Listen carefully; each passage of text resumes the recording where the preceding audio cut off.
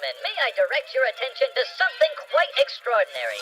Chris, the Herons are back. And we got Messi. What's going on? What? Where is the information? I guess we're getting ready for a sister kissing fiesta. I felt like we were playing a 2-8. It was just a 2-8. Let me tell you, Danny is about to get destroyed in the chat. So Are we kissing sisters, Chris? And maybe stepsisters, but not regular sisters. I've done a little bit of research on him. When it comes to FIFA, this guy's 68. We're going to have the greatest player of all time on the team. If there's a time to believe, it's now. It looks like a heron shat all over it. So you guys are literally getting excited for a ranked 65 player on FIFA 23. We got some pretty good FIFA cards on our squad now. All right? You gotta understand, Kevin. This is how we scout our players here on the show. Just look at FIFA cards. No question about it. I am ready to get hurt again. Chris, the Herons are back. Welcome, everybody, to episode number 155 of the Banter Herons podcast. We are quarterfinals bound in the CCC. How are you doing, sir? I mean, how else can we feel after a win like that? Taking a little shitty goal at the end, 3-1, I'll take that. You kidding me? Sucked, though. That sucked. It sucked. It sucked, but hey, we walked away with a dub. Yeah, no, for sure. And I mean, it's just so much to get into because I was surprised at how aggressive they came out to start the game. I told you I thought that they wouldn't be as aggressive, not because I wanted to park the bus, right? Because a lot of people are like, oh, but parking the bus is stupid. Parking the bus. I didn't want to park the bus, but I didn't think that they would play that high line and risk getting beat on the counter. But we get beat on the counter when we turn the ball over in the midfield, and we were doing a great job in the midfield. They weren't turning the ball over. If we gave the ball up, it was in the final third, giving everybody enough chance to retreat, to get back on defense. And before I get to you, Chris, one last thing. Freire, I've been saying, I don't see it yet. I don't know. Today, he was hauling, he was busting ass. Freire was everywhere defensively. I finally like what I saw from him. So shout out to Freire. Great game today. And overall, just a great outing. I mean, I'm sure we were not happy with what we saw Messi come off, at 3 minutes in the second half, but we'll get into all that today. But overall thoughts, Chris, how you feeling? I thought everything went well, man. I thought, Robert Taylor came on for Messi. He did well. I mean, Freire, the only negative I saw in the whole game, really, and Freire is that negative, is he doesn't know how to clear a ball that well. Like, his clearing of the ball is like kind of sucky a little bit. He didn't connect on passes, long passes. It was too low sometimes, and he would pass it to other players on the other team. Like, I don't know, man. No, that's the only negative I saw, really. Everything else was just beautiful. And Luis, and for those of you who are saying that Luis Suarez is like dying, broken legs, broken knees, like, guys, this guy tried to take on a full volley, like from 100 feet away. Oh, I know. Like, and if this you guy's straight. Go back to what was it, like 2.5 weeks ago, maybe 2 weeks ago. Go back 2 weeks before the Orlando game. Go check out any MLS podcast, any ESPN football, Fox football, hell, even Inter Miami podcast. People were asking, let's get rid of Luis Suarez, send him somewhere else, send him to retirement. We need Campana. I doubt these people can't still be saying this, right? Like, at this point, they're like, all right, we were wrong. You're delusional if you're saying that. Yeah. You're delusional. And shout out to everybody saying that I guess I'm a little more energetic. I feel better. Definitely feel much better than I did Monday. Definitely more than Sunday. Sunday I was a mess. Yeah. And other people are mentioning injured Messi. We're gonna get to that, guys. I promise. I mean, we're gonna get to that, but I mean, I don't know what we're gonna say because I don't know. Nobody has any info. I'm assuming the post game I'm gonna see if I can keep one eye out on the post game while maybe somebody says something. But he looked like he was active on the bench, cheering on his teammates. So. Well, and Broward Heron's mentioning that Suarez's assist was amazing, which it was. I'm pretty sure we're gonna get to it, play by play, and I mean everybody's gassed. Look, I like the sauce that Gomez did today, so I'll give him his flowers. Gomez did some pretty good stuff today. Tariq is mentioning he's worried about Messi though, so he's gonna watch him on the 22nd versus El Salvador. Hey, look, and Tariq, I'm hoping he's okay too because it didn't look nice to see him get off the field so quickly. And what Soccer Daddy's saying was what I was just mentioning. I saw him laughing, standing up, cheering for his teammates. So I'm hoping, right? Like, I mean, technically you can still do that while you're injured, but I'm hoping that means he was doing okay. All right, now before we get talking to the game, one thing, I wanted a couple things. First, I'm going to put that poll out again tomorrow and see if more people think that Nashville is our true rival, right? I did that like 2 weeks ago. I want to see if it changes. I'm sure Orlando's still going to win. I don't think it's going to be by as big a margin. Second of all, my shirt, F Nashville, Trashville, whatever you want to call them, right? And then third, with all this Luka Naughton or McNaughton, whatever his name is, and all Nashville fans really hyping him up because he almost injured Messi, and everybody got behind him for some reason because he was like the player that they was most proud of. I don't know if you saw that a lot of Nashville fans, for some reason, decided to put up this stupid picture as their profile picture. I don't know. You saw this? I saw it. Yes, I saw it. For those of you on audio, it's Lucas McNaughton. It's just the same picture. Like all of the Nashville fans on Twitter just had this posted, and as their profile picture. It was stupid. Yeah. And you know what? And I'm disappointed because Uncle Mad, I thought you were above this. It was stupid. They were happy because he almost injured Messi, and they were hyping him up. So I wanted to go ahead, and I'm thinking of just putting this up as our profile picture tomorrow. Just I updated it. So there it goes. Any of you guys want that in the chat? Yeah, let us know. Connect with us on Discord.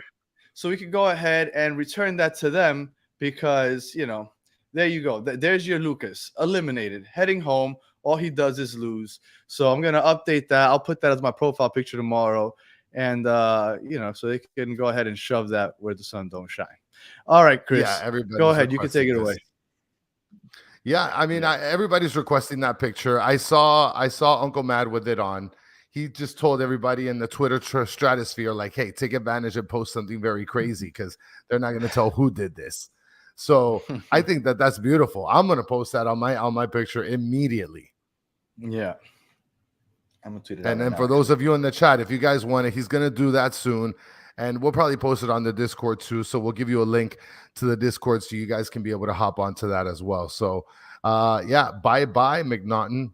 Good riddance. So and yes, I will Google Drive that photo, Atomic Chill, I promise. Yes.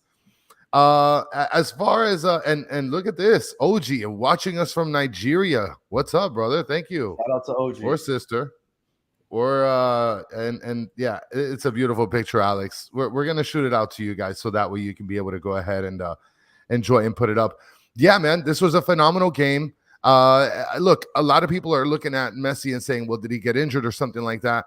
It's like you said, he was laughing, he was enjoying the game, he was standing up. Obviously, if you had like a lower limb leg injury, you wouldn't be standing up, you'd be sitting down. He looked perfectly fine. Maybe they just felt comfortable that because we had a 2-goal lead that we went ahead and took him out. I mean, look, Robert Taylor's not like a terrible replacement. I mean, but he's not Messi. So, it is what it is.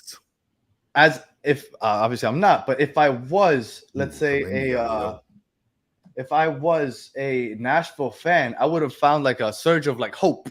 Because at that point you're down 2-0 and right before, he only played 3 minutes, but those first 3 minutes, Nashville was on it. Like they came out aggressive and attacking, and it's like, okay, so this is going to be a game in the second half. That's what I thought. Then all of a sudden Messi comes off, and you're like, holy crap, this is dangerous. All right, and by the way, much appreciated, Tariq. And for those of you that are multitasking are on Twitter also, I just put it up, so go ahead and you can use that right now. And I'm actually gonna, I'll put it as my profile picture after the show. I don't want to get distracted, but I did tweet it out. And look at this, Diego. Yes, my prediction 3-1, baby. So I got it right. I'm the Nostradamus or the Batterdamus. And thank you for the gift. Yes. And we won this game, and it's on to the next round, baby. Absolutely. Yes, it is. I won in my prediction. We won the game, and we are moving on. All right, let me tell you something. And something that I don't know if a lot of people are thinking about, and I don't know if a lot of people know. But the fact that we won by 2 goals is important. And the reason that giving up that late goal is so stupid is because we have 2 legs coming up. Technically, the home team, right? The team that has the home field advantage is the team that plays the second leg at home. For us to get that against either Monterrey, probably against Monterrey, is for us to either have more points than them, which means that they would have to draw against Cincinnati because they already won. But if they were to draw and still go on to the next round, we would need to beat them by goal differential. So I think that would be the difference, but I don't see them losing to Cincinnati though. So or drawing with Cincinnati. I think they'll beat them again. But that is my understanding. That is the tiebreaker to see who gets home field next round. Yeah, and no information at this point about Matias Rojas so far. So, and Trucutu is mentioning Astoria, Queens. Good job. I actually read a really good book about somebody in Astoria, Queens. I'll probably put that out on Twitter too. So, all right. So let's get into the game. Overall, what did you think of the starting 11? Were you surprised? I mean, I think we basically predicted, right, that the starting 11 would be basically the same, just instead of Allen, it would be Alba, and that would be the only difference. Yeah, that was essentially the only difference. I mean, other than that, you saw Gressel finally like labeled and kicking back as the right back. I saw him way up. Same thing with Alba. So again, this just goes back to really it was a 3-5-2, not a 5-3-2. So it's the same lineup. For those of you on audio, it's Suarez and Messi up top. You have Gomez, Busquets, and Redondo filling out the midfield. And then you got Alba on the left back, Gressel on the right back, Freire, Kristoff, and Aviles playing the center backs, and then Calendar, of course, in goal with a couple other substitutions there with Dos Santos, Jensen, Saylor, Allen, Sunderland, Ruiz, Borgelin, Campana, and Taylor. So I thought look, this was a good starting lineup. I liked it. All right. Redondo is a baller, Andy. Yes. The midfield, I thought unsung heroes, because when you're playing that aggressive, like I was scared to do, you have to count on the midfield kind of obviously connecting the back line to the front line and also not losing possession. And I think they did a really good job of progressive forward passing was the name of the game.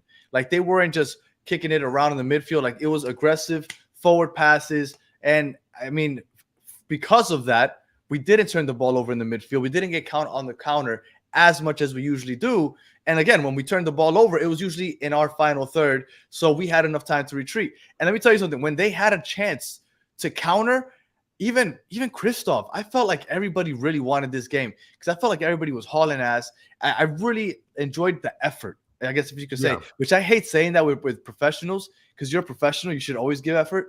But, man, I felt like they really wanted it, and it showed. And I was just really happy with the effort today. Well, and I have to give some credit to Diego Gomez and Tariq mentioning the same thing that a couple other people mentioned. Guys, there's 405 people in here. Come on, hit the like button, guys. Come on. You guys know the drill. Just scroll up a little bit. Literally 2 strokes from just free 99, giving us a little thumbs up, guys. It would go a long way. Much appreciated for sure. I got to give Diego Gomez his flowers. Today, he showed me something that I feel like I haven't seen in a couple games, and that's some sort of like offensive awareness, right? Other than underestimate his, I think he does that often. I don't know, man. I don't see him being like this offensive juggernaut like people say he is. Well, not juggernaut, but today he showed me something different. Today he showed me he could distribute the ball. Today he showed me he's willing to go ahead and try to get the ball in the back of the net. And I'll accept that from Gomez any day of the week. Listen, if you want to play that position, by all means, but at least try to contribute on that side of the field. And today he did a really good job. I mean, he did a lot of yes, I'm promoting the 2 strokes, V. Absolutely, guys. 2-stroke it and then poke it. Wow. We usually go in order, right? But since you're talking already about Gomez, we'll jump straight to the second goal, and then we can go back to the first goal if you want. That second goal I thought was all Gomez. Obviously, Messi has to put it in the back of the net. But Gomez, outside the box, usually another player would go ahead and kick it around, right? Let me find Messi. Let me find Alba coming down the left side. He saw an opening. He saw a space, and he attacked that space. And as the space closed up, in the replay, I couldn't tell if he passed it or if it got deflected over to Messi. But regardless, he made that play happen.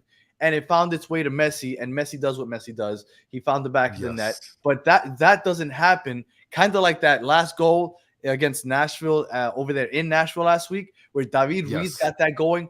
by attacking a player one-on-one defensively. Gomez was aggressive. He attacked that space, and without that attack, we don't get that goal. So absolutely, big ups to Gomez for that. And I think he does that more often than you give him credit for, honestly. I mean, look, I don't see it. I saw it this game, and I was super happy to see it. I saw him getting saucy on the sidelines. I saw him putting in a lot of more effort on the offensive side, the same effort that he puts on the defensive side. I mean, look, this guy does have an engine. He plays super hard. He's the kind of player like we always mention, like you mentioned, and a lot of people in the chat mentioned, is a guy you want on your team. But I just wanted to see a little bit more offensively. Like, we brought him in, and he was touted to be like a big talent. And I just saw a lot of hustle and a lot of defense. I didn't see much offense, but today he impressed me. I got to give it to him. And on the first goal, he wasn't involved on that one. It was the second goal really that he was involved in. But the first goal, that was the goal where Luis Suarez ended up, I guess, putting it in. Wait, no. Was that the one off the Messi assist? Mm-hmm. Yeah, so that was off of that. a Messi assist. Yes. That was a beautiful back give and go between Suarez and it was Alba, Suarez, Messi, Suarez. And Luis, just so you know, it's not about other people's hype. It's just that when he was brought in with Facu Farias, and they both were touted to be like this supreme. No, they weren't. Talent. Nobody yes, said they nobody. Were. They were good young players that needed to develop. Oh, yeah. Brother, they were supposed to develop. You can't say that unless you're like Mbappe, which was like a megastar at 19, winning World Cups and stuff. Like, usually if you're 19, 20, 21, you're expected to develop, and that's what he's doing. You got to give him time. You ask, how long do I give him? How long do I give him? I said, give him 6 months. We are what? A month into it? What you've seen in a month, you don't think by the time 6 months comes around that he's proven himself? I think he's already proven himself. Yeah, I mean, look, I hope to see great things from him. I'm going to give him his flowers today. He's on a positive probationary period with me, guys. Can you guys just accept that? Can you guys just accept that? It's ridiculous, but whatever. Okay. All right. So let's work our way backwards. So okay, the game started. I was very surprised, and I know that a lot of people were telling me Tata is stubborn. He's not going to change the way he plays, but that scared me because I felt like we get caught on the counter. So I thought that's a dangerous way to play. But the game started, and that's how he was playing. He's like, F it, we're going to score. That's just how I play. So that's it. I understand now. Tata, I mean, it's fun to watch, obviously, right? Yeah. Everybody likes offense. So he's aggressive, balls to the wall. And again, the midfield did a great job with consistent, progressive forward passing. It wasn't knocking it back and forth in the midfield or not. No, they were going forward, and that I think that helped because when they went ahead and did turn the ball over, it was at the other side of the pitch, so we had time to recover. But I was surprised. Were you surprised that he came out as aggressive as he did? I figured that they would because I think you want to try to get the attention as much away from our defense, right? You want to be able to kind of push up as much as possible and put as much pressure on Nashville, especially considering that if they get the goal, they're just going to park the bus. So, like, do you want to wait for them to get on their attack before we do? So I think it was actually a pretty good strategy to be able to be very aggressive off rip. But see, that's what I set think the tone. I think that's and I concede, right? It worked. So if it worked, you can't. It's hard to argue it. But exactly. Whenever I said I don't want to be aggressive, everybody's like, but you can't park the bus. Nobody said park the bus. It isn't one or the other, people. Like, there's a middle ground. Yeah. All I said is I don't want a high line. I want my defenders to stay back just a little bit. Because if we turn the ball over, I don't want them to be at the midfield line trying to catch up to the player that's hauling their ass off. Honey Mukhtar and this other guy. I forgot the Canadian's name. But hauling ass. I feel like trying to Schaffelberg. And trying to recover. That's all I was saying. I wasn't saying park the bus. But again, he went ahead, he was aggressive, and it worked. Now, to that point, we're all killing Tata for playing 3 in the back. Correct? Yeah. Yes, absolutely. Has he lost with it? Well, he lost to Montreal, but we didn't. That was a rotated starting 11, and Messi didn't play. Has he lost with it when he's not rotating his roster? No, he hasn't. No. So is it fair that we keep killing him for it? I don't think so. I mean, he's been doing pretty well with it with Messi, of course, to be able to have that power link with the players he has. And to be fair, yes, they asked him. Who was it? Somebody asked him. It might have been Xavi. this is a good point. Somebody right here. asked him. If somebody asked him, "Are you going to go back to the 4-3-3?" He says he can't go back to the 4-3-3 because he doesn't have a right back. Yeah. So I think there's a chance that if he gets a right back, that he might go back to the 4-3-3. Mm-hmm. But at this point, he's not. Now, one more thing before I go back to you, Chris. I was listening to Franco Panizzo. Shout out to him, great reporter. I was listening to him, and he played a clip of Tata in an interview where he was answering that question. And it might have been Franco that asked it. I don't know. And he was answering that question, and he said he doesn't have a right back, but he considers Ian Frey a right back. Now, do you think when Ian Frey becomes healthy that he's going to be playing right back? Oh, my goodness. That would be amazing, dude. I mean, I don't see it. But if he considers Ian Frey a right back, I want to see Ian Frey on the field, bro. That sounds like what he said. He said, we don't have a right back. Ian Frey's still injured. And I was like, Ian Frey's still injured? How does he fall into this right back thing? So there you go. That maybe Ian Frey comes back and maybe he starts playing right back. So I figured that just in case anybody hadn't heard Franco, that was an interesting tidbit that I got there. All right. I got to give a shout out. Look at Michael Cruz. It's the first time he's been live. He's been listening to us on Apple Podcasts. Awesome to put a face to these voices. Thank you, Michael, for checking in with us. Sorry, we're uglier than you probably expected. Absolutely. And I have no background, just like everybody says. So I still don't have that. It's in the works. He's like, I just wanted to see if this guy's really got no background. But Porfirio is mentioning Ian Frey played right back under Neville. That's interesting. I'm going to have to look back at that. And I remember him playing. If you guys noticed, but Phil Neville's undefeated right now. Oh, we're not going to get into that right now. Yeah. So I remember center defensive midfield. I remember center back, obviously. I do not remember right back. But apparently, Tata thinks of him that way. So, I mean, Chris, look, I think I knocked you off your goal. Uh-huh. Yeah, no, Ian Frey, look, we've been dying. I know me probably more than you, but I've been dying to have Ian Frey hit the field immediately. And he's got enough speed and length. He's good defensively, and he could be able to push the pace upfield.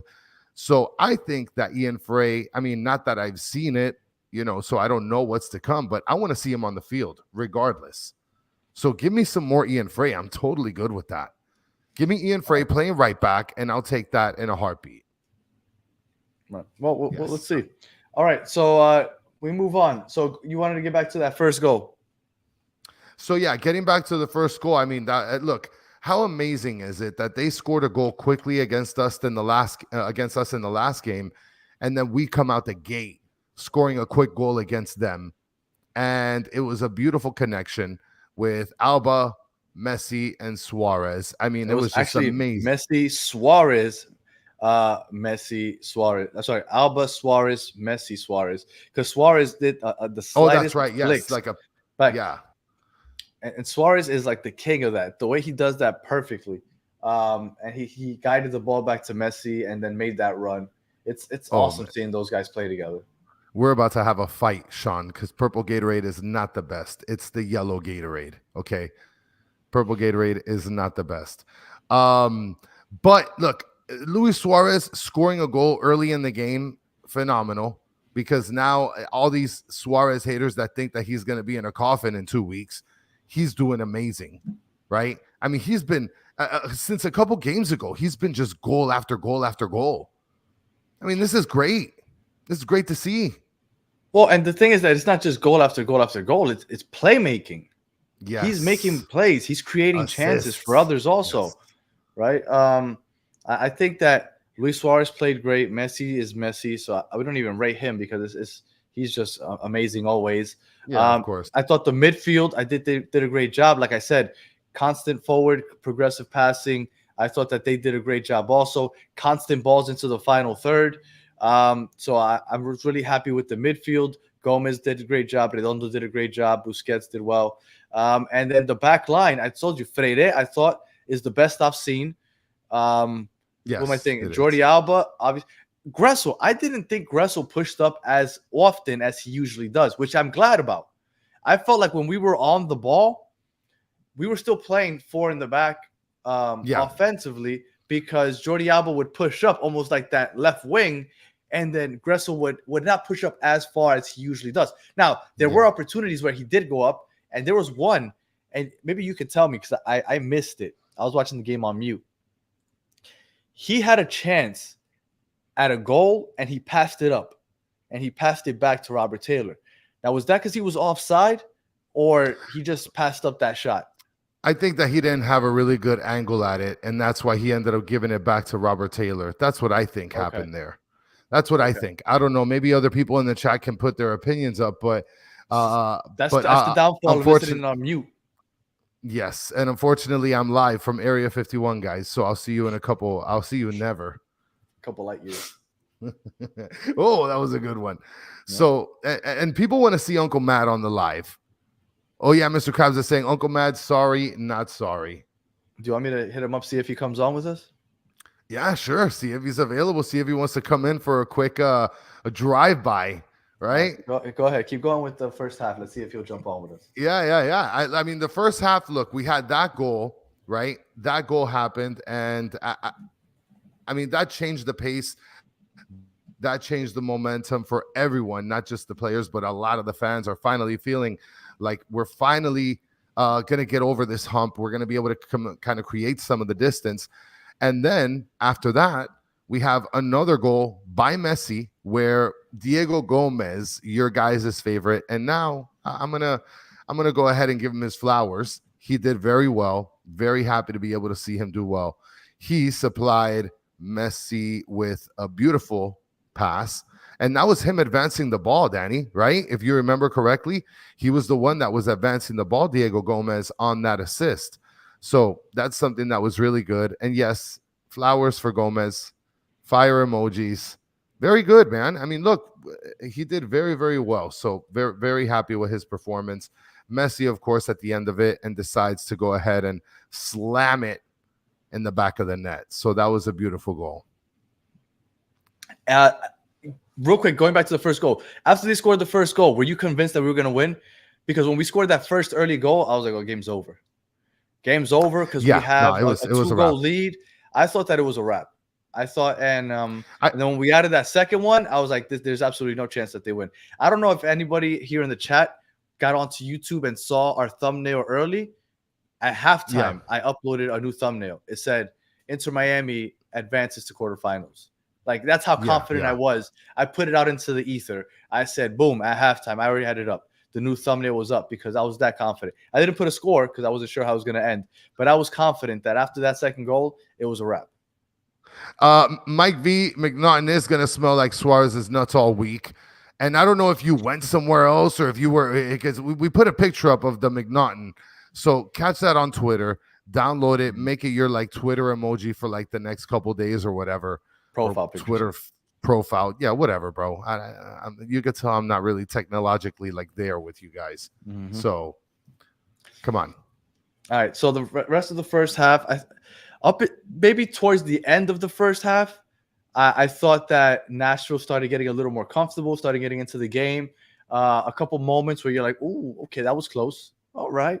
But all in all, that first half was all Inter Miami. How are you feeling at halftime?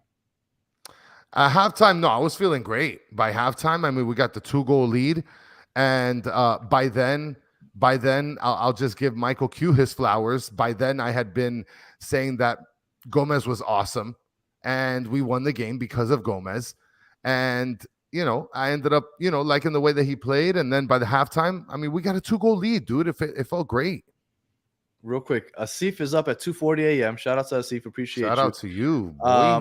So he said he's got to go to bed. So he just wanted us to talk about this real quick. Now, Monterrey is going to be a tough game. Yes, but Monterrey also has to win the second leg or qualify because they still play against Cincinnati tomorrow. So it's not a given just quite yet that we're going to play against Monterrey.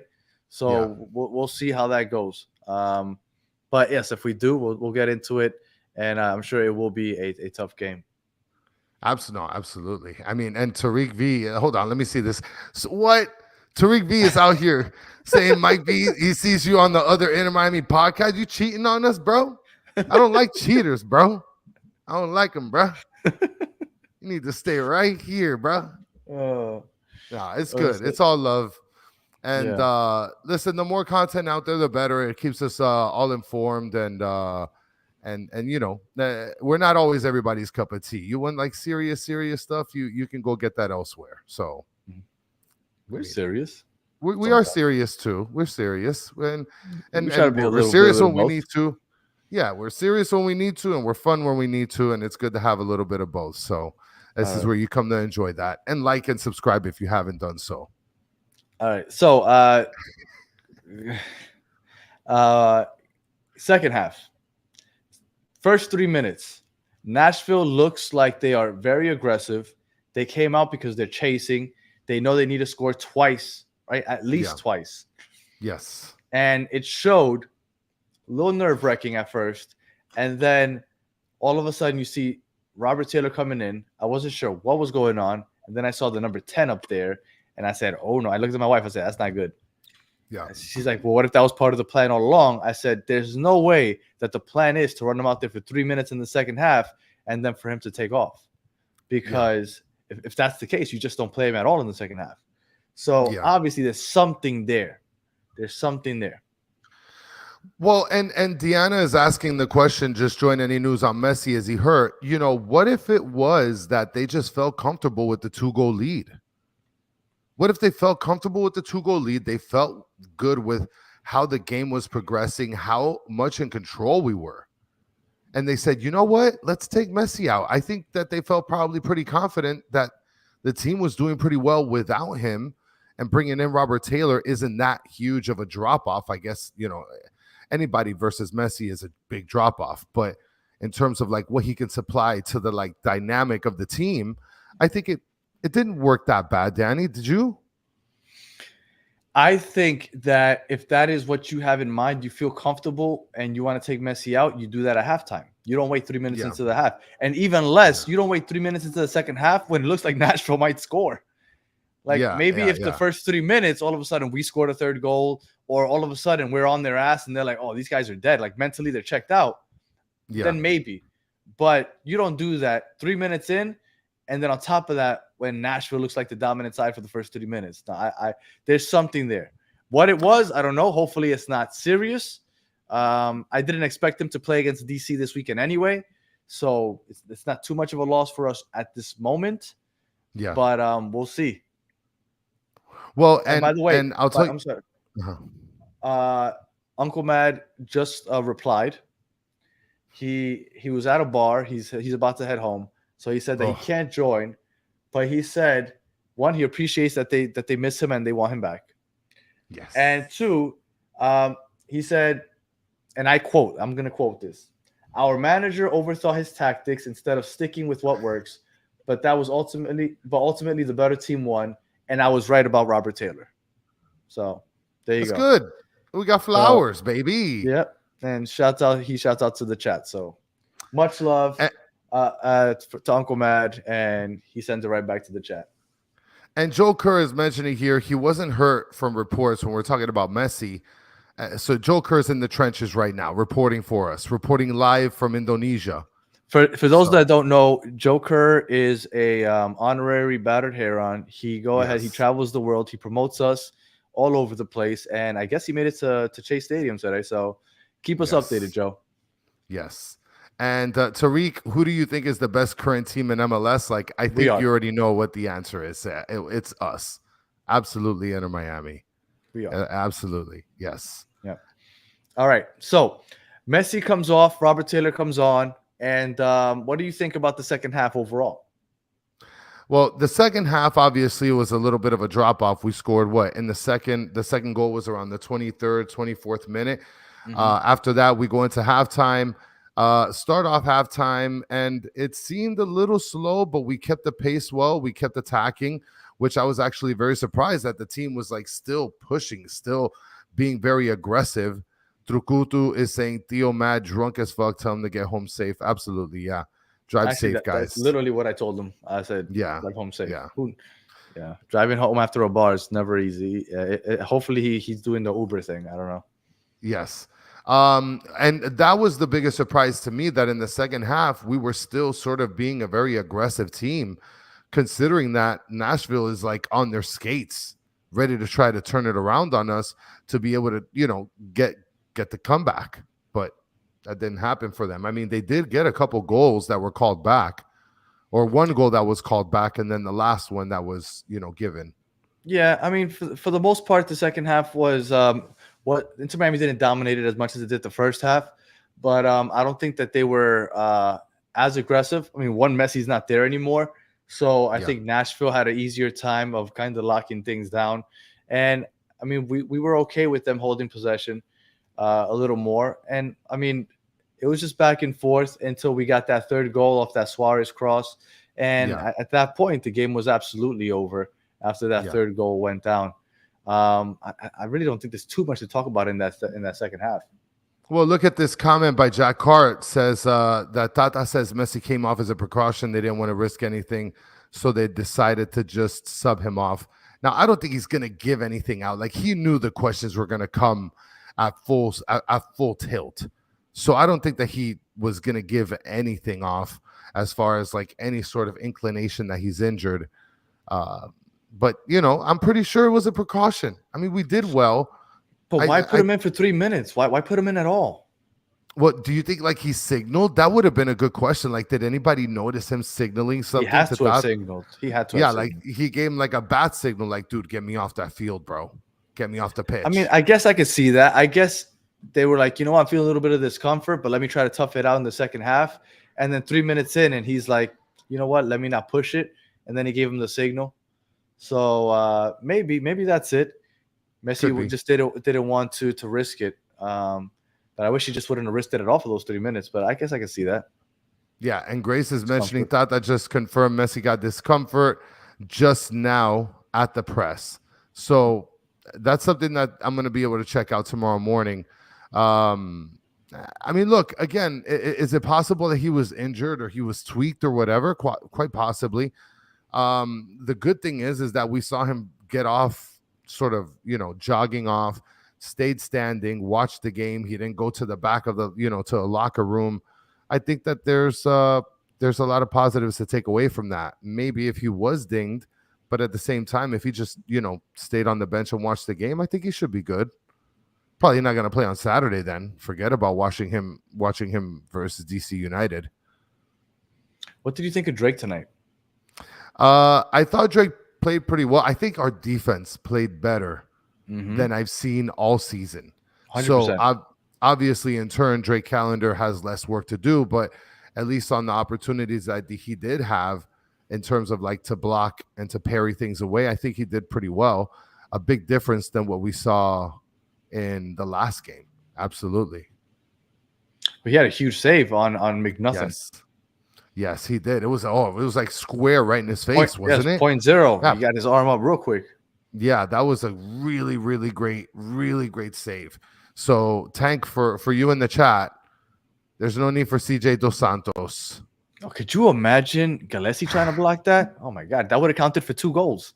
Yeah, that would have been a 2-goaler right there. That would have been a 2-goaler. Yeah, these guys horrible. And Michael Cruz saying, "See you. Looking forward to more podcasts tomorrow." Yes, tomorrow we are going to be live as well, and we're going to be at 8 o'clock. Yeah, at 8 o'clock, guys. Tomorrow we're going to be previewing the game against DC United. We got a podcast that's going to join us as well, so stay tuned for that.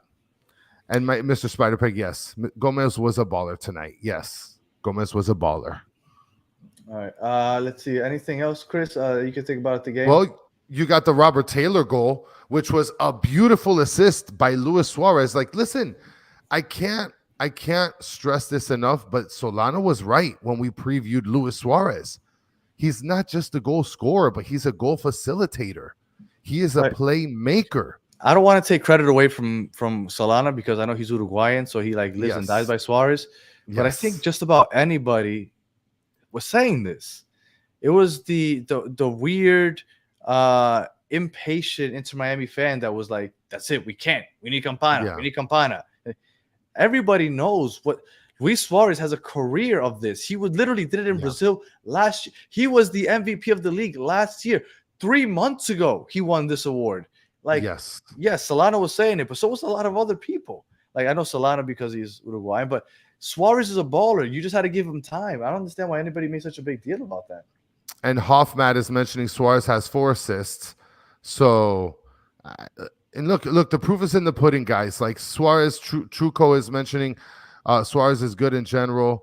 And, I mean, look, Suarez is a really good player. And luckily for us, he's not just a goal scorer, but he's also a playmaker, a goal facilitator. And you could tell that from the most recent couple games, he's a very unselfish player. And that's something that's not really common, I think, at the striker position. So to kind of have that out of Luis Suarez is very refreshing, because that means that he has confidence in the players that he's playing with. So, and Suarez is a crack. Yes. All right. Well, so we won. Nashville is getting sent home by us quite again. So now we sit and we wait for Cincinnati and Monterrey. Yeah. Now, I saw somebody in the chat earlier ask who is probably tougher. I would venture to say Monterrey. They are the top of that league. So I would assume that they are the toughest competition. Brandon Vasquez, Cincinnati's former player and goal scorer, number 9, is now playing for Monterrey. He scored on his former team in the first leg. So I would venture to say that Monterrey is definitely the tougher side. But honestly, I've really wanted to see Inter Miami play international games. And although this is an international tournament, Nashville, although our rivals, is still an MLS squad. So, yes, I get it. Cincinnati is a tough opponent.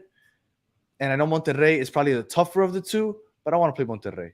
I want to see Inter Miami travel to Mexico and play a game in Mexico. I want to see them play over there. I want to see a Mexican team come over here and play like Cruz Azul, where we played them. Like, that's what I kind of want to see, because correct me if I'm wrong, did we play more than one Mexican team last year in Leagues Cup? We played Cruz Azul, and I think that was it, right? Because then we played against Atlanta, Orlando, Dallas, Charlotte, Philly, and then Nashville. So all the games that we played last year were against MLS squads outside of that very first game against Cruz Azul. So I would like to get some more international opponents. And at the moment, there's only MLS and Liga MX teams left. So I kind of want Monterrey. Well, I would love Monterrey. Yeah, go ahead. I was going to say, what Esteban said, Monterrey is the highest rated club in CONCACAF at the moment, as far as rankings goes.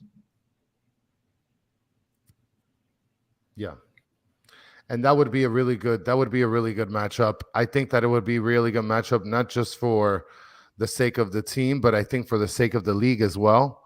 It'll give us a really good idea in terms of comparison against a Liga MX team. You don't think so?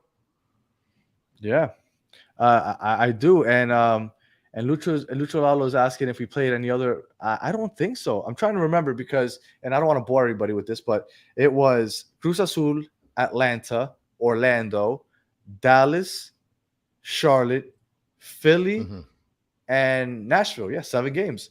Yeah, that was it. That was the only Mexican team we played last year on our way to the Leagues Cup final was Cruz Azul. Every other team was an MLS team, unfortunately. So, I mean, we won it. It still counts. But I kind of want to see us play against those other teams. Well, and like I said, I think it gives us a little bit more weight in terms of like where we stand, I guess, internationally when we face off against Liga MX teams, which happens to be teams that people think that are better, quote unquote, bunny ears than MLS teams. No, I don't think we have a normal MLS team. Yeah, right. We're not lining up with, I don't know, with I'm trying to think who Orlando has off the top of my head. I couldn't think of any names, but we're not lining up with McNaughton and Schefferberg and like, no. Yeah, we have Messi, we have Suarez, we have Alba, we have Busquets. I'm not worried. I want to play these teams because I want to beat these teams. Everybody thinks that this is like, oh, MLS teams always lose to Liga MX teams. They have a Yeah. lot of money. Yeah, we have players that also make a lot of money. They're just taking a lot of pay cuts to play on our team. We got a Yes. 6 squad, and I want to see the 6 squad play against the top teams. Well, and Florida Man wants all the smoke. Says we're in a tough bracket, but bring it. So Yeah, bring all the I'm all smoke, for it. guys. I'm all for it. So Yeah, everybody bring the smoke. We're totally good for that. And McNaughton, yes, Samir on McNaughton is garbage. Dennis, yes, McNaughton is dirty as hell. Guys, McNuthing. yeah. Stop calling McNuthing. Go to our Twitter page and get that image and put it on your Twitter bio. And I'm just gonna do it one more time, just in case anybody doesn't know what we're talking about. This was the profile picture that all Nashville fans were putting up over the last 48 hours. For some reason, they decided to put this up as their profile picture, as like unity or something, because everybody was killing McNaughton. So I updated it, and I'm gonna put this up as our profile picture for the next 24 hours. So you could go ahead and save it once I post. I already put it on Twitter and have some fun with it right back. Just throw it back in Nashville fans' faces. That is a Barbie poster, yes. Well, it's gonna be. It is. And listen, I'm looking forward to whoever we play, because I think that at the end of the day, we have a very good team that can be able to kind of take that on. That takes the pressure, because look, we need to be able to kind of play up against our opponents. So whatever the better opponent is, bring it. I'd rather play against better teams than worse teams, to be perfectly honest. Yeah, and Lucho, I get it, Lucho Lalo. I promise you, within like a week or two, but he's saying to put the McNuthing picture up there. I'm not about to go and buy a fathead of a McNaughton picture and paste it on that wall. I'm not doing that. And our correspondent Joe Kerr is on the ground. Says Data says Messi is injured, probably won't play Saturday at DC. Well, we figured that he wasn't going to play against DC anyway, because even though he didn't play last weekend, that's still a whole lot of games in a span of 2 weeks. It was 5, so for him it would be 4. We figured he was going to be out this Saturday anyway. But I still think we have enough to beat DC. But we're going to get into that tomorrow in that preview episode. And then Joker said that he heard that from Michelle Kaufman. That's her name, right? Yeah, Kaufman? Michelle Kaufman. Yep. Yeah. She was out there actually filming some of the game. I guess some of the fans. I guess there were tons of people waiting for the team bus to go in this before the game. So, and that's surprising, man. It was a pretty decent show out on a Wednesday, but that's one thing I kind of wanted to get into for a lot of you local guys, is that there were still tickets before the game started available. I looked it up like 10 minutes before the game, and tickets all over the place for $200 a piece. Why for $200 a piece? No, it was, and those were sold by Inter Miami, not by verified resellers. The verified resellers had already shelled off all their tickets, but you could tell that at the end, what was left was Inter Miami posted tickets for $200 minimum. So that means that Inter Miami, as an organization, decided that they're going to scalp enough to leave the ticket prices at $200 minimum, and actually did not sell out the game. Yeah, it didn't look like a sellout. Were you surprised? Because I saw a lot of people on Twitter like, oh my God, a team with Messi not selling out. What a disgrace. I don't know, man. I wasn't really surprised, because, and you and I spoke a little bit about this before. Listen, it's a freaking Wednesday.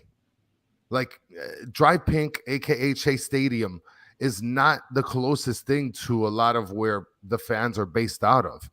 So, like, you have a lot of people down here in Miami and South Florida, in Dade County, that are not very close to the stadium. You'll have some Broward County people go out there, but you think somebody in Plantation or someone in like Pembroke Pines is gonna go pay $200 to watch Messi and friends play on a Wednesday? Look, if that stadium was, but that's you. I'm talking about genericguy.org. Yeah, I guess. I don't know. The reason I didn't go is because they didn't give me first right of refusal. Now, there's another opportunity. Inter Miami, now you have another Champions Cup game coming up, and it's against a Mexican squad. So it's going to be a hot ticket, because we do have a lot of Mexicans here in South Florida. So they know that it's going to be a hot ticket. So my question, do you think that they're going to now give season ticket holders first right of refusal and they'll realize that they did wrong and that's why the stadium looked the way it did? Or do you think they're going to be like, nah, we're still going to try to bank on this and here you go. Here's your pre-sale, but we're not going to offer you your tickets. You get to choose from rows 10 and up at $200 a piece. I think, and Manuel's mentioning, hopefully this makes the ticket prices go down. Yeah, and this is a shout out to the battered brethren in 124, section 124, aka the battered section. Okay, Rob Wise, I know you've been asking us to sort of like, throw our hands into this gauntlet of ticket battles. Yes, like you said, Danny, this is the opportunity that the organization or the team or ticket sales or whatever has to take and actually give all of the season ticket holders the first right of refusal for their seats. You guys have to make this happen, because if there's other teams that could be able to get this done, then you guys should be able to get this done. You guys are literally hosting the greatest player of our planet of all time. So I think if there's something to get right, you got to get it right in this next matchup. And if you don't, shame on you. I'm not going to rant, but I think that we have a better chance of getting a fair price in tickets and possibly them finally giving us first right of refusal if Cincinnati's the team we play against. Oh, if we play against Monterrey, I don't believe in this team doing the right thing. No way. That's too juicy of a game. That's too juicy of a game. They're gonna be like, you know what? Let's milk it. Let's milk it. Let's get this money. That's what I really do believe. That I don't think that they're gonna. I hope I'm wrong. Filthy. That's filthy. I hope. Oh, he actually brought this up on the show. Florida Man is asking, how do you feel about what Tom Bogart said about the possible rule changes for the 22 initiative? Yeah, Mr. Krabs. He actually brought this up when he was on with us a month or two ago, and Chris and I have been saying it for a while. We don't want there to be a La Liga, English Premier League, like random takeover by the top teams, and then that's it. Like I don't want that for the MLS. I like the bit of parity. Yeah, but we do think they should increase some things. Like there should be a fourth DP. And the U22 initiative should have always just been you're allowed to have 3 young U22 players. There should not be a reason why, like, okay, but you have to have a third DP player that's a young DP for you to have 3 U22 initiative. Like it was too complicated. It was unnecessary. But now I think that is going to happen because that makes sense. If they do that and then they give us a fourth DP next year, you have 7 quality players out of the starting 11. I know that for some people that watch European soccer, it's like, oh my God, that's horrible. Man City has an all-star team on the bench. Like, I get it. But, we do like the parity. And I'm sure at some point, once we start seeing that, we're like, okay, give me 5 DPs. Like, I'm sure we'll want more and more and more. But, like, I'm okay with the baby steps. Just increase the cap, like Dennis just said. Increase the salary cap. Give us 4 DPs and the 3 U22 initiative players. And I think that that's a step forward. Not like the absolutely no step forward that they did this year. I thought that was a massive miss this year. No, and listen, but to us, at least to me, any progression, slow progression is good progression. So as long as there's positive changes to be made like this, like increasing the cap later on, I think that we're in a pretty good trajectory to sort of open up and put ourselves in a place where we can actually compete with some of the top leagues. And not around the world, but here in CONCACAF, yeah. Yeah, and CONCACAF, yeah. But I mean, hey, look, the next step is after CONCACAF against the world. So, we can make that happen. You got to get rid of all salary rules for that. Like, you can't compete against the top teams in England and in Spain with any salary cap at all. Like, you need to just take the chains off and just let people spend if that's the case. I want to mention this by Jessica Santamaria. Nice angle there of talking about Messi as the GOAT. Like if you guys think Messi is the GOAT, not because of Danny and I. Okay, if you guys like Messi, like the video. Good stuff there, Jessica. I like that. Yeah. All right. But yes, little steps, absolutely. That's what counts, Marasovic. Those are the things that's going to help progress this league to help us get better. And then now that we start talking about that, now we have Dennis saying, Rodri incoming. Somebody else asked, is Modric incoming? I mean, once we start opening up different things here and there, now we got a ton of other people coming. I will tell you, if this move, because I saw some people, and I guess we'll end it here because I don't know what else we were talking about. But if this move happens in the summertime, like Tom Bogart said, it does open up a DP spot for us, because the way that things are currently constructed, Campana has to be a young DP in order for us to have 3 U22 players.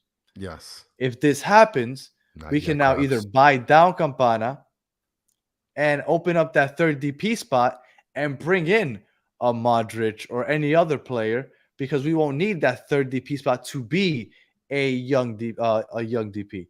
So technically, even though I don't know if this is something that probably could have been coming anyway, and I don't see it benefiting necessarily Inter Miami directly, but it could help us out in the summertime, get someone else. I don't think they would sell Campana. I mean, even though they have that opportunity to do so also. But I do think that it opens up to getting another DP and keeping all the U22 players. I think they should go for 4. We said it a couple weeks ago. Let's get 4 DPs, 4 U22s, 8 out of 11. Call it. Yeah, I'm good with that. And I think that a lot of teams are going to be good with that. I think a lot of organizations are going to be good with that as well. So I think that that's for sure going to be a good thing. And Adam is saying, driving home from the game, do you know why Messi subbed so early? It's because he went to go get some yellow Gatorade, because that happens to be the best Gatorade that you can drink. So apparently what was said in the post game was that he had a little bit of discomfort. Nothing crazy, but they wanted to play it safe. But expect them to say that he is injured and nursing an injury, and that's why he's going to miss the DC game on, was it Saturday or Sunday? Saturday. I think it was So because they already said that he's probably going to miss the Saturday game against DC. So apparently just discomfort. Now him missing a big game like today, I mean, I guess because they were up 2-0, they maybe felt a little better about it. But yes, apparently it's just discomfort, nothing to go crazy about. He's going to have a week and a half to rest because they don't have a game next Wednesday. So he should be good. We should be good. Yeah, it's going to be on Saturday at a random ass 2 p.m. Yep. Random ass 2 p.m. So yes, Yosore, yellow. That's the best Gatorade that you're going to be drinking. Guys, no, Marasovic, get out of here with this cucumber Gatorade. What is that? I wouldn't drink cucumber or anything. I think all Gatorade tastes very similar, so it doesn't matter to me. I'll drink them all. Well, I like vitamin water, XXX. Vitamin water. Yes, vitamin water, XXX is the best thing you'll drink, even better than yellow Gatorade. Why don't you just drink water? No, vitamin water, XXX. Vitamin water, XXX. Guys, if you haven't bought it, vitamin water, XXX. Thank me later. You're weird. Just drink water. No, I mean, I'll drink water, but if I want a tasty drink, I'm going to get vitamin water, XXX.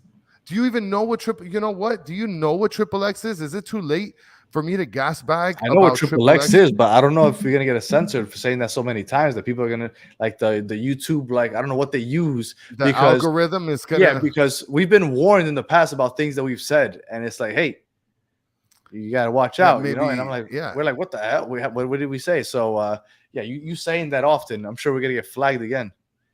Well, I'm gonna save this, and I'm actually gonna pop it up on your face real quick. Hold on. So I saved it. I saved the bottle, guys, and I'm going to show you guys what the best drink is. And this is the best sports drink that you're going to find other than yellow Gatorade. We'll end it with this. XXX. What is that? Vitamin water. Now we're gas bagging. Mr. Krabs. Yes, I am yapping, David. But listen. It's definitely time to get out of here because we are we are not sponsored by Vitamin Water. Although if they would like to sponsor us, feel free. Are you kidding me? Of course. Pay me by the truckload of that. All right, Chris, any final thoughts? No, man, that's it. It was an amazing game, amazing start. It was great to see the offense play together like that. It was actually good to see the defense play well. And I hope that we kind of carry this momentum into the next couple games and against whoever we play next in the next round. We'll find out tomorrow night. Able to get first right of refusal. Monterrey. Hopefully. And I wouldn't be surprised if those tickets go on sale tomorrow, because Inter Miami likes to do that. They'll be like, hey, so they'll send you an email like at 8:45 or 9:45. Just so you know, at 10 a.m., tickets are going on sale for the game, blah, blah, blah. It's like, what the hell? Like, give me like at least 12 hours. Some people work. So, but whatever, we'll see. All right, if you are listening on audio, we appreciate you listening all the way to the end. Please leave us 5 stars, comment, review, all that other good stuff. If you're watching on YouTube, please leave us a like, subscribe, share, tell your friends. Thank you for watching all the way to the end. And for those of you in the chat, as always, you guys are the best part of the show. We appreciate you sticking with us, hanging out. I hope everybody goes ahead and shares that eliminated Luka McNothing picture, because it was quite annoying when I kept seeing his pictures pop up on my stream. So we'll be back tomorrow night to preview the DC United game at 8 o'clock tomorrow night. So until the next one, have a good one. I do have a